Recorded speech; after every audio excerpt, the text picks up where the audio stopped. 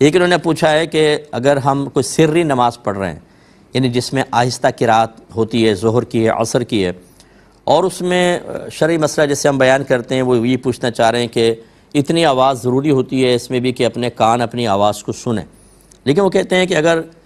پنکھا چل رہا ہے، بہت تیز آواز ہے اس کی، یا دیگر آوازیں آ رہی ہیں،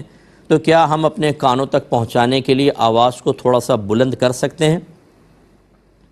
دیکھیں، اچھی طرح یاد رکھیں کہ سری نماز میں بھی اتنی قرات لازم ہے کہ آپ کی آواز اپنے کانوں تک پہنچے، یہ ہے شرعی مسئلہ، پہنچانا لازم نہیں ہوتا،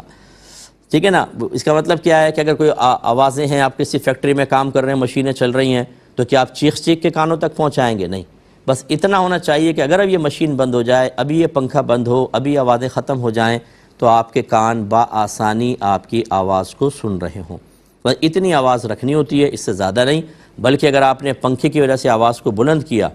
اور وہ سر سے جہر کے اندر آواز چلی گئی، یعنی 4 آدمی یہاں، 4 آدمی یہاں، مثال کے طور پہ آپ نے آواز تھوڑی بلند کی کہ کانوں تک آواز پہنچے، اچانک بجلی گئی، پنکھا بند ہوا،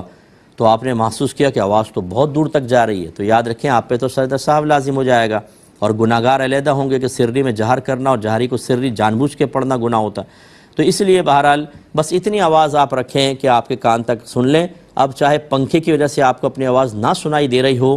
کوئی مسئلہ نہیں ہے، اتنی آواز رکھنا بس لازم ہوتا ہے، آپ کی نماز ہو جائے گی۔